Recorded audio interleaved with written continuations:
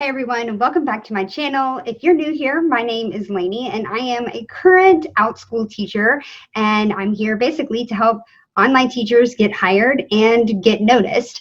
That's what we want with Outschool, right? Is to get noticed by parents. One of the ways that you could get noticed by parents is by adding a really special tool that I'm so excited to share with you guys called Nearpod. Nearpod is an interactive platform where students are able to interact and engage on the screen in your lessons, whether that be a live lesson or a flex class.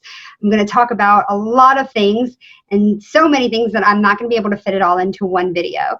I have done a poll recently on Instagram. If you're not following me, go do so. And a lot of you guys said that the first thing that you wanted to see was all about the features and what Nearpod has to offer. What can your students do on Nearpod that makes it so special? And that's what I'm going to show you today.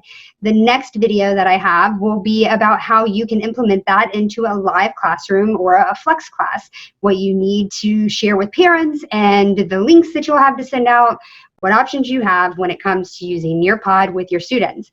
So it's going to be a lot of content jam-packed in the next few videos, because I likely will also show how I create my own content in Canva and then import it into Nearpod. Again, we'll get to that, but it's going to be so much content. I think it's really and truly going to take your class to the next level as far as engagement, and it's something that's going to resonate with your students as well as parents. So if you guys are ready, let's do it. Okay, so as you can see, I am currently on Nearpod's website. It is nearpod.com, and I'm going to go to the home page here so that you can see what it looks like.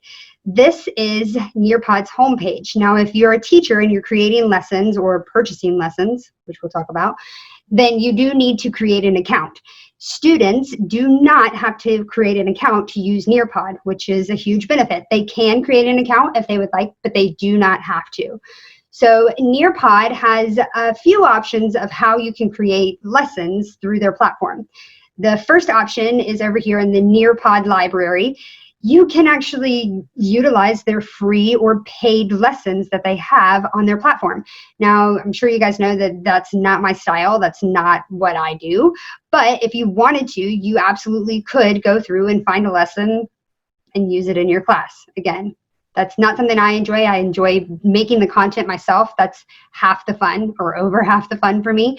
So I'm going to show you today how I implement my own content and not use what Nearpod has to offer. You also have an option to integrate your Nearpod slides with Google Slides. I like Google Slides, but I make everything in Canva, so that's the only reason why I'm not using Google Slides today to show you guys. I have it set up that Google Slides has the Nearpod add-on if I wanted to. It's very easy to do. They walk you through it, and you would just have to go here to lesson in Google Slides. But again, that's not me. That's not how I do things. I make everything in Canva, and then I upload it into Nearpod. So we'll get to that in another video, but what I want to show you today are some of the features and activities that your students can do on Nearpod and what makes it so engaging and next level. So I went ahead, as you can see, I have multiple lessons here. I actually have a number of flex classes that are going on right now that are utilizing Nearpod. So all of these are different flex classes that I am using Nearpod for. So I could go into them, but students are actively using them. So I went ahead and made this pretend lesson here just to show you guys some of the things that you can do in Nearpod. This is going to be a very brief overview, but I just want to kind of show everyone the magic of it. So Nearpod is basically like a PowerPoint presentation or a Google slide. You can make a slideshow in Nearpod. And you can do this by actually creating it in Nearpod like you would in Google Slides or Microsoft PowerPoint or wherever. But you can also bring in slides. You can upload your own slides like I do from Canva. And then once you upload them, you can leave them as they are, or you have a ton of ways to make them interactive for the students. This is what I mean. So when you start, you could hit add a slide. If you hit the add slide button, it brings up a ton of options for you to choose from. You have options for content and you have options for activities. So we're going to just kind of go through all of these to see what they are and how I use them or how you could use them. Now, keep in mind that my students are typically between the ages of 4 and 6. So I don't utilize some of these features, but that's not to say that you couldn't. I'm just going to do a brief overview of some of these because if not, we'll be here for 1,000 years.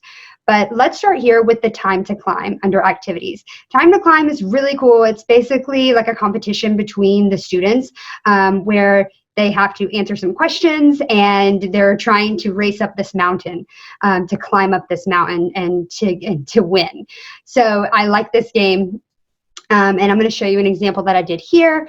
So I'm going to preview it as though I am the student. This is what the student would see in Nearpod if they were part of a time to climb. So as you can tell, it's really engaging. Now, here's where you have options. I created these pictures, these images in Canva, and then I uploaded them.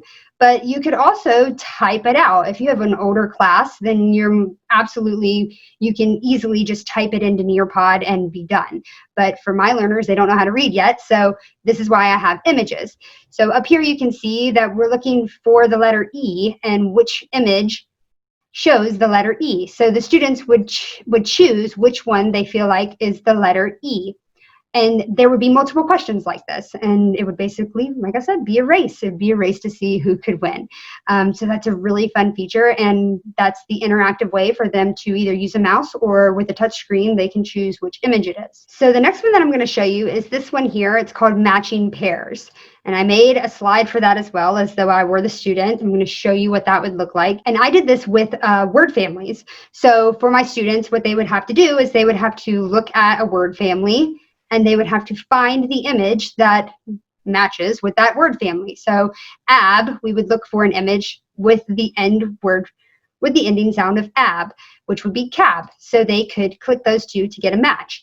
And this is another way for them to utilize that interactive function.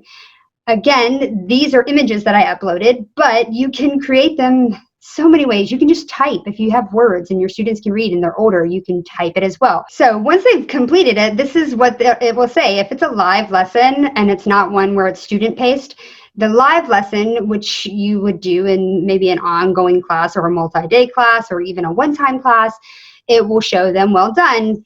Your teacher is going to continue on to the next slide. So the live lessons, the teacher, I would control everything.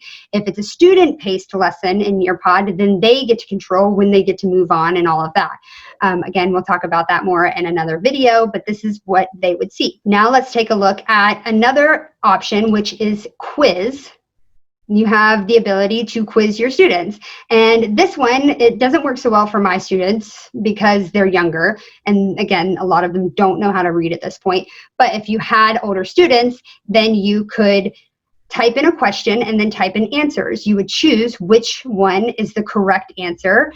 And then once you save it, we'll preview it to see what it looks like for the student. So here is where they would enter in the answer. What is the closest planet to the sun? I know the answer is Mercury, but you could have multiple questions. I made one question just to show you what it would be like. But if you had multiple questions, then they would click through to the next one that they had.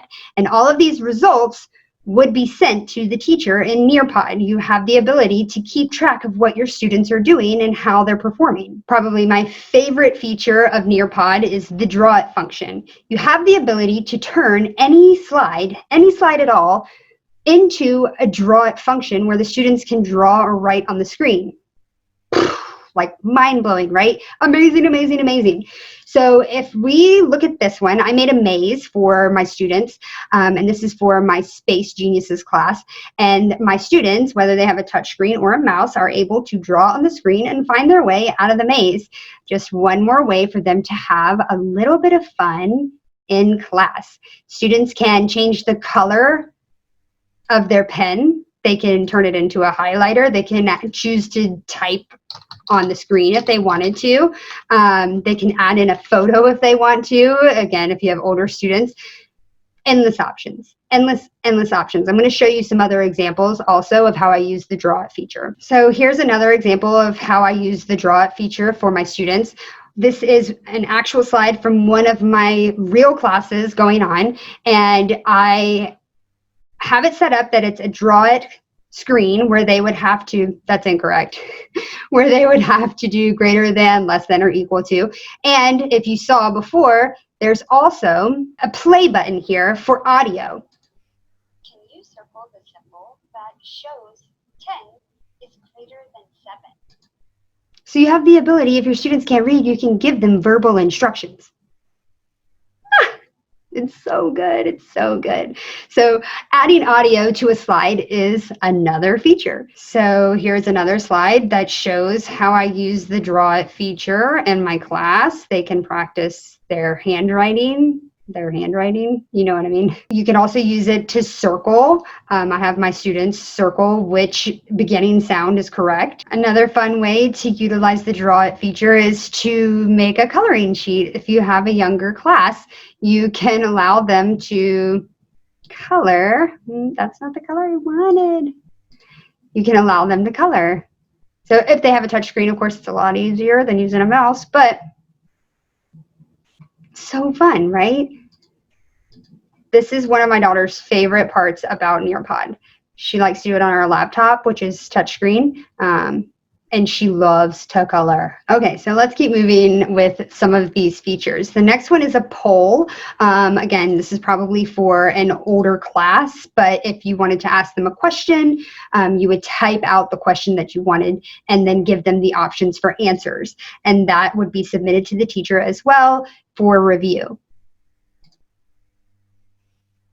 Another function is fill in the blanks. Again, I haven't personally used this one because of my age range, but if you wanted to have the students pick the words that would fill the blanks in the sentences, they can drag and drop the words. Another favorite of my daughter's is the memory test.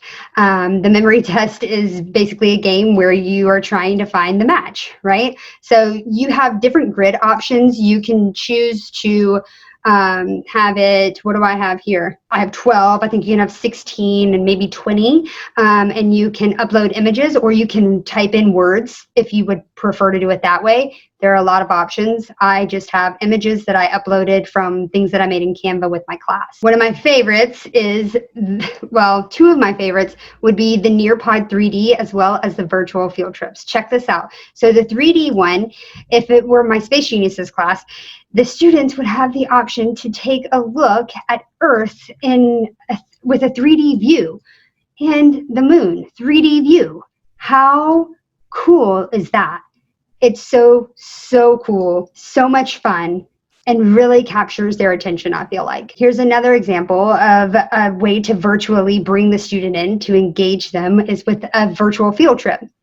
Let's take a look at what the student would see. Now, this is going to be Apollo 11, our visit to the moon. I have a feeling here. Let's see, we're entering our virtual reality glasses, and all you have to do is move the mouse around to be able to look and see what's going on. They could go up, they could go down.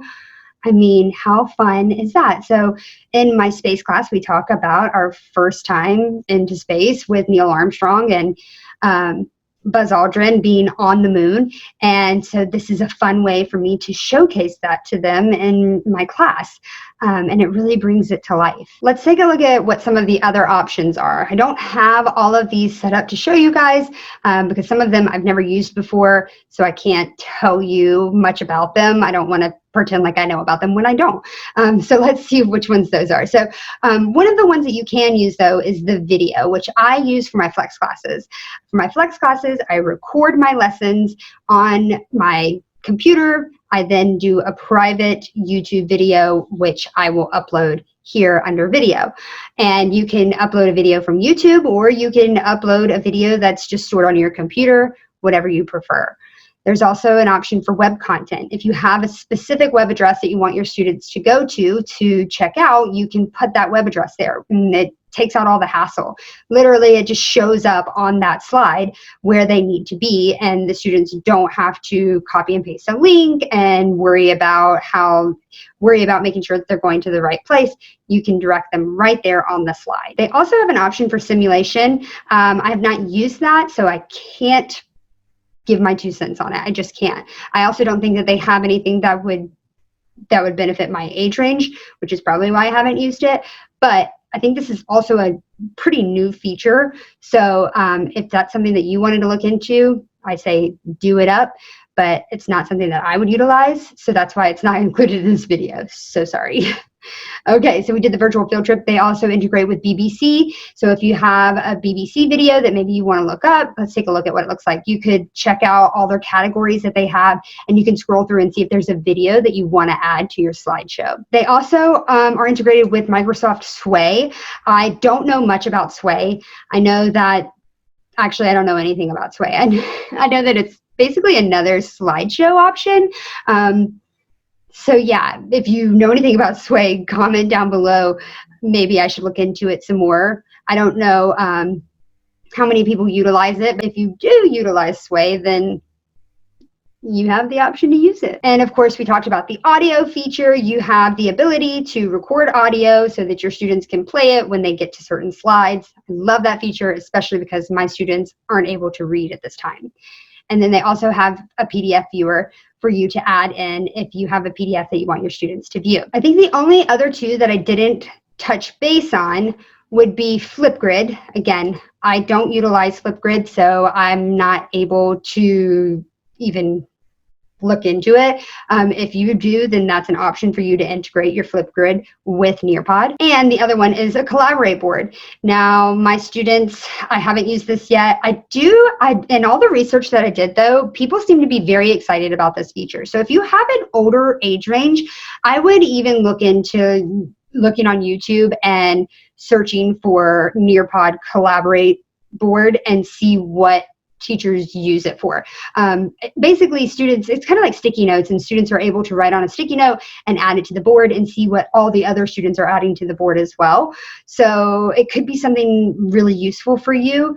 I would definitely make sure that you look into it because, again, I think it seems to be a very popular feature. I just have not used it. So as you can tell, there's so many ways that Nearpod can literally completely change your classroom. My 4-year-old has been in a number of classes with a teacher who utilizes Nearpod.